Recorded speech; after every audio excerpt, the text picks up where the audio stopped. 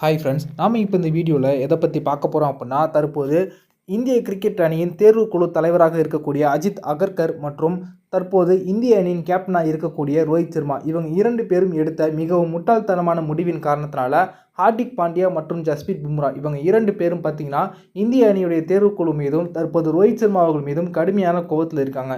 இதனால் தற்போது அணியில் மிகப்பெரிய பிளவு ஏற்பட்டிருக்கு. ஐசிசி சாம்பியன்ஸ் டிராபி தொடர் துவங்குவதற்கு முன்பாக இப்படிப்பட்ட ஒரு சம்பவம் தற்போது நடந்து இருப்பது இந்திய அணிக்கு ஒரு மிகப்பெரிய பின்னடைவாக பார்க்கப்படுது. அது பற்றின முழுமையான விவரத்தை பார்ப்போம். சாம்பியன்ஸ் டிராபி தொடருக்கான 15 வீரர்கள் கொண்ட பட்டியலை தற்போது இந்தியா வெளியிட்டாங்க. இதில் பார்த்தீங்கன்னா இந்திய அணிக்கு கேப்டனாக ரோஹித் சர்மா அவர்களும் துணை கேப்டனாக சுப்மன் கில் அவர்களும் நியமிக்கப்பட்டாங்க. அதில் அடுத்தபடியாக பார்த்தீங்கன்னா விராட் கோலி, ஸ்ரேயஸ் ஐயர், ரிஷப் பண்ட், கேஎல் ராகுல் போன்ற வீரர்கள் இடம் பிடிச்சிருக்காங்க.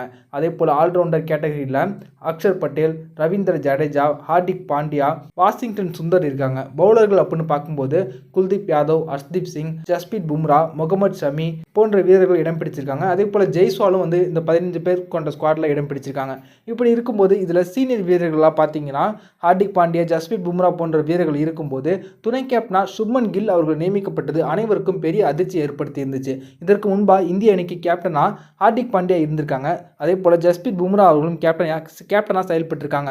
ஆனால் தற்போது திடீரென சம்பந்தமே இல்லாமல் சுப்மன் கில் அவர்களை இந்த சாம்பியன்ஸ் டிராபி தொடருக்கு துணை கேப்டனா நியமனம் பண்ணது அனைவருக்கும் ஆச்சரியத்தை ஏற்படுத்தியிருக்கு.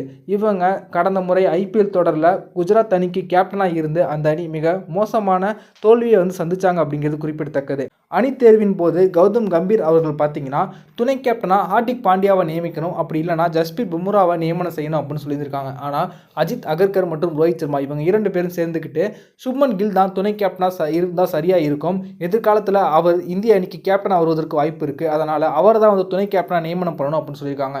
ஆனால் பார்த்தீங்கன்னா கௌதம் கம்பீர் அவர்களும் ஏற்கனவே கேப்டன்ஷிப் அனுபவம் பார்த்தீங்கன்னா ஹார்திக் பாண்டியாவுக்கு இருக்குது, அதே போல் ஜஸ்பிரீத் பும்ராவுக்கும் அதிகமாக இருக்குது. இது போன்ற சீனியர் வீரர்கள் இருக்கும்போது மிகவும் இளம் வீரர், எந்த ஒரு அனுபவமே இல்லாத சுப்மன் கில்ல துணை கேப்டனாக போட்டால் அது சரியாக இருக்காது அப்படின்னு வாக்குவாதம் பண்ணியிருக்காங்க. ஆனால் இவங்க 2 பேரையும் துணை கேப்டனாக போடக்கூடாது அப்படின்ட்டு ரோஹித் சர்மா அவர்களும் அஜித் அகர்கரும் உறுதியாக இருந்திருக்காங்க. இதனால் பார்த்தீங்கன்னா கௌதம் கம்பீர் அவர்களுடைய பேச்சு இங்கு இடப்படவில்லை. கடைசியாக அவங்க நினச்சது மாதிரியே சுப்மன் கில்லுக்கு தான் துணை கேப்டன் பதவி போயிருக்கு. இதனால் ரொம்பவே வெக்ஸான ஹார்திக் பாண்டியாவும் ஜஸ்பிரீத் பும்ரா அவர்களும் தற்போது ரோஹித் சர்மா அவர்கள் மீதும் அஜித் அகர்கர் அவர்கள் மீதும் கடுமையான கோபத்தில் இருக்காங்க. இதனால் ஐசிசி சாம்பியன்ஸ் டிராபி தொடர் துவங்குவதற்கு முன்பாக அணியில் வீரர்களுக்கு இடையே பார்த்தீங்கன்னா ஒற்றுமை இல்லாமல் 2 பிளவாக தற்போது பிளந்து இருக்கு. ஏற்கனவே ஹார்திக் பாண்டியா அவர்கள் T20 போட்டிகளில் மட்டும் கவனம் செலுத்தப் போவதாகவும் டெஸ்ட் மற்றும் ஒருநாள் போட்டிகளில் இருந்து ஓய்வு பெற இருப்பதாகவும் அவங்க சைடில் இருந்து தகவல் வெளியாகி இருந்துச்சு. இந்த நிலைமையில் சாம்பியன்ஸ் டிராபி போன்ற ஒரு முக்கியமான தொடருக்கு அவங்கள அணியில் எடுத்துட்டு ஒரு இளம் வீரரான சுப்மன் கில்லுக்கு தற்போது துணை கேப்டன் பதவியை கொடுத்தது அவருக்கு மேலும் வெறுப்பை ஏற்படுத்தியிருக்கு.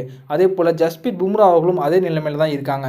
தற்போது பார்த்தீங்கன்னா ஹார்திக் பாண்டியா அவர்கள் தன்னுடைய ஓய்வு முடிவை அறிவித்து விட்டு அவங்க T20 போட்டியில் மட்டும் ஃபுல் கான்சன்ட்ரேட் பண்ண போகிறாங்க அப்படின்னு தகவல் வெளியாகி இருப்பது தற்போது பிசிசிக்கு பெரிய அதிர்ச்சி ஏற்படுத்தியிருக்கு.